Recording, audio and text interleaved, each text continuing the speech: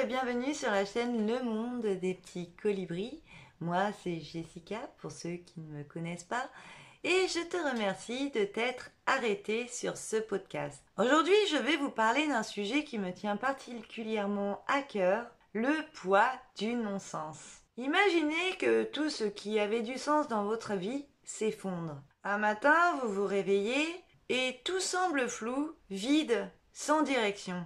C'est un sentiment que beaucoup d'entre nous ont déjà ressenti, mais que très peu de personnes osent partager. De peur d'être jugé ou incompris. Ce vide, cet épuisement émotionnel qui nous submerge, est un fardeau que beaucoup de personnes portent en silence. C'est ce que l'on appelle parfois une crise existentielle, un moment où les repères sont égarés et où la souffrance semble trop grande pour être surmontée. Mais est-ce que ce non-sens est définitif?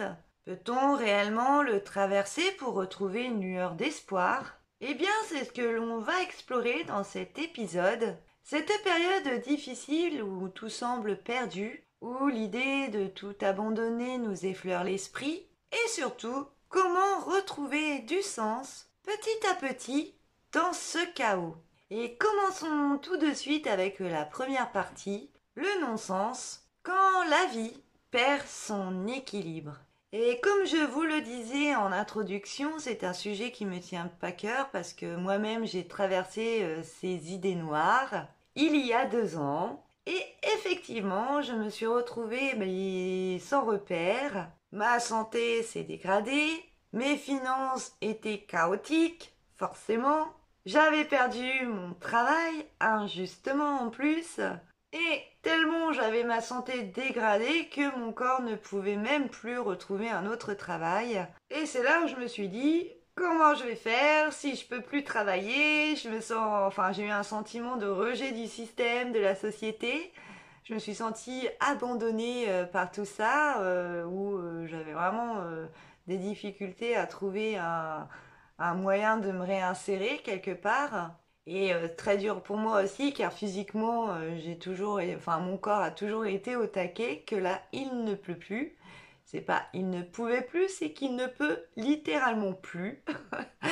Donc j'ai dû travailler aussi sur ça et accepter tout cela. Et pour en savoir plus sur ce passage très compliqué dans ma vie, je vous invite à voir la vidéo de la mise à nu 2023 où je vous dis comment c'était compliqué pour moi et où j'ai repris ma santé en main. Et en plus de ça, je suis quelqu'un qui vit seul, donc j'avais la recette parfaite pour que ça puisse cogiter là-dedans, sombrer, et vas-y que je creuse et je creuse, mais à un moment donné, on n'a même plus la force de creuser, c'est qu'à de le dire. Et quand on en arrive à se dire, bon, je vais faire comment, on commence à penser à des techniques de départ, là vraiment c'est chaud quand même, hein. C'est violent. Et ce sentiment, c'est vraiment difficile quand même à faire comprendre aux autres, car en apparence, tout semblait pourtant aller.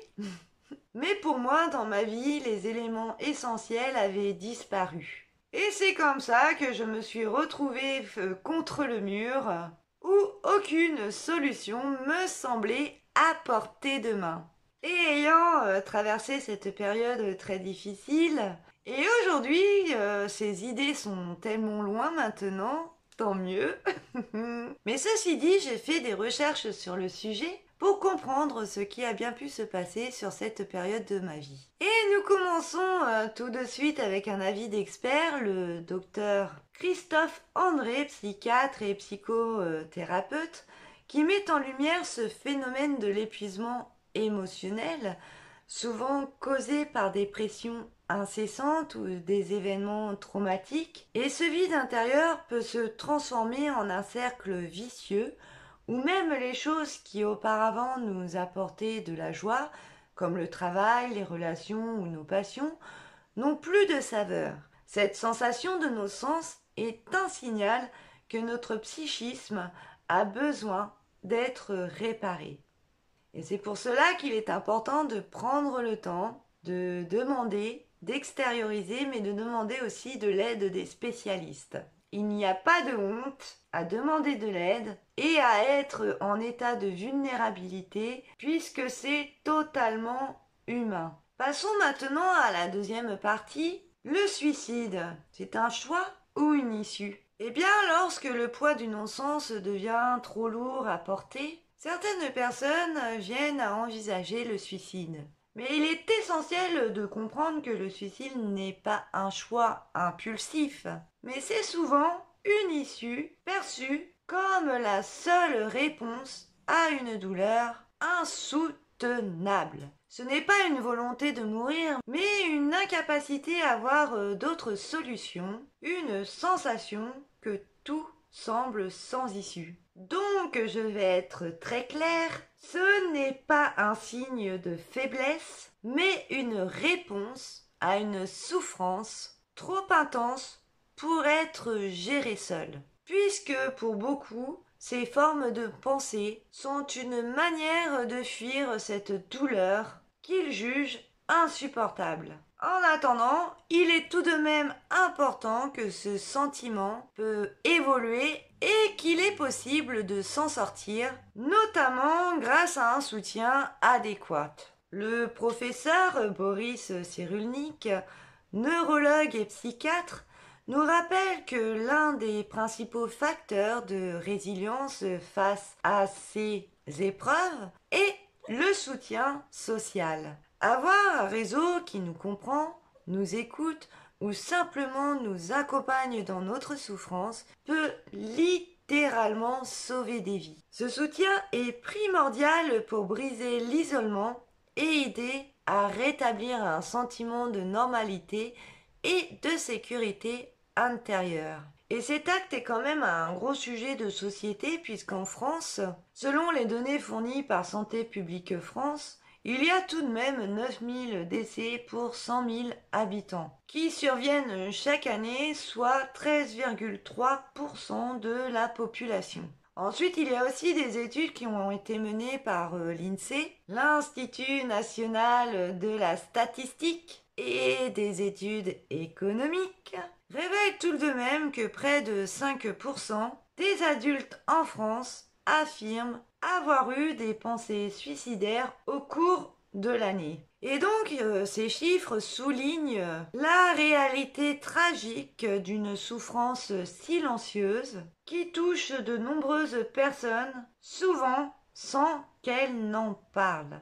Et d'ailleurs, en faisant mes recherches, j'ai été notamment surpris à quel point il y a un fort taux de suicide élevé chez les personnes âgées sur la tranche d'âge des 85-94 ans. Puisque ce taux de suicide présente tout de même 35,2% pour 100 000 habitants, soit tout de même 3 fois la moyenne nationale. Et ces chiffres montrent bien que ces pensées, ces actes ne sont pas cloisonnés par des tranches d'âge et que tout âge peut être touché. Et donc, il est important d'en parler afin de proposer des solutions beaucoup plus adaptées pour accompagner l'ensemble de la population dans les différentes tranches d'âge touchées par ces envies suicidaires. Passons à la troisième partie, l'amour comme bouée de sauvetage. Dans ces moments de souffrance, il peut être difficile de voir une issue, mais l'amour sous toutes ses formes peut devenir une bouée de sauvetage. Et comme je vous le disais, l'ayant moi-même vécu, je peux vous dire que l'amour de mes proches a été un pilier fondamental pour reprendre goût à la vie et retrouver du sens. Car même si parfois ils ne comprenaient pas tout à fait ce que je pouvais vivre, par leur présence, cela m'a permis quand même de tenir. Et l'amour ne se limite pas non plus à l'amour des proches ou des amis, car parfois ça peut être aussi une passion, une cause ou un engagement, ou une activité créative qui peut nous sortir justement de ces idées noires et nous permettre aussi de retrouver du sens. D'ailleurs, la psychologue Jeanne Sionnefunken met en avant l'importance de retrouver des formes alternatives de soutien, notamment à travers des groupes de parole, des forums en ligne ou même des communautés liées à des passions communes. Ces interactions peuvent être une source d'espoir et une manière de retrouver des repères, des buts, même en l'absence d'un réseau social direct. Et j'en profite d'ailleurs pour vous mettre des numéros à contacter si vous êtes dans ce cas. Donc vous avez SOS Suicide qui est joignable au 01 45 39 40 00. Vous avez également SOS Amitié que vous pouvez aussi appeler à tout moment au 09 72 39 40 50. Vous avez également les petits frères des pauvres, joignables au 01 45 65 15 15. Passons maintenant à la 4e partie. Retrouver du sens, même dans l'absence de sens. Quand on est confronté à une crise de non-sens, il est difficile de penser à une sortie. Pourtant, la première chose à faire est de ne pas penser à tout réparer immédiatement, mais plutôt de tenir, de survivre un jour à la fois. Car chaque petit pas devient une victoire. Il faut accepter que parfois, la guérison n'est pas rapide et que la souffrance fait partie intégrante de la transformation, du processus de transformation. Car souvent, c'est en passant par des moments difficiles qu'on apprend à redéfinir ce qui est vraiment important pour nous. Le docteur Patrick Légéron, psychiatre spécialisé dans la gestion du stress, rappelle l'importance de s'entourer de personnes positives et de prendre part à des activités qui nourrissent notre bien-être, qu'il s'agisse de passer du temps en nature, de méditer ou de rencontrer de nouvelles personnes. Chaque petit pas compte. Changer de perspective face à la douleur peut transformer notre souffrance en une source d'apprentissage et de croissance personnelle. Passons maintenant à la 5e partie, la crise du sens et le paradoxe de l'avenir. Nous constatons que aujourd'hui, de plus en plus, la peur de l'avenir est une problématique croissante. Elle touche particulièrement les jeunes générations qui sont confrontées aux crises climatiques, économiques, écologiques, géopolitiques. Et du coup, les jeunes générations hésitent à fonder une famille ou à investir dans un avenir incertain.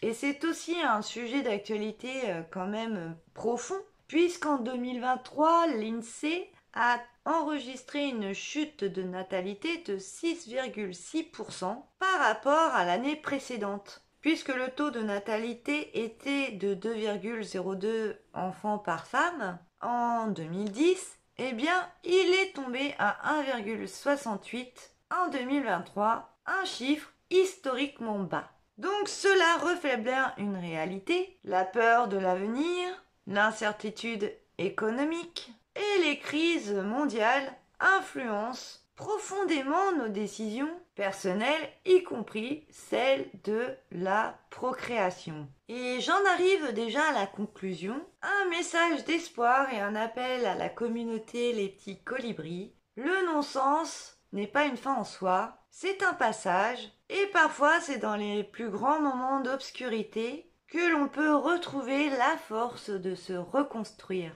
Nous avons tous en nous la capacité de retrouver la force de sortir de ces périodes de doute et de retrouver du sens petit à petit. Et n'oubliez pas que vous n'êtes pas seul, même si tout vous fait croire cela. Il y a toujours quelqu'un quelque part qui est prêt à vous tendre la main. Et d'ailleurs, je vous remets donc ici les numéros à joindre en cas d'urgence, de pensée sombre. Donc, s'il vous plaît, si vous êtes dans ce cas-là, n'hésitez surtout pas à contacter SOS Suicide au 01 45 39 4000, SOS Amitié au 09 72 39 40 50, les petits frères des pauvres au 01 45 65 15 15 Et justement, ma communauté Colibri, sachez que ma chaîne est destinée à ce type d'action. Qu'ensemble, on est tout de même beaucoup plus fort, qu'on peut sortir de l'isolement. Et c'est pour cela que souvent, je vous invite à mettre en commentaire, à partager aussi ce que vous pensez des différents sujets que je peux aborder.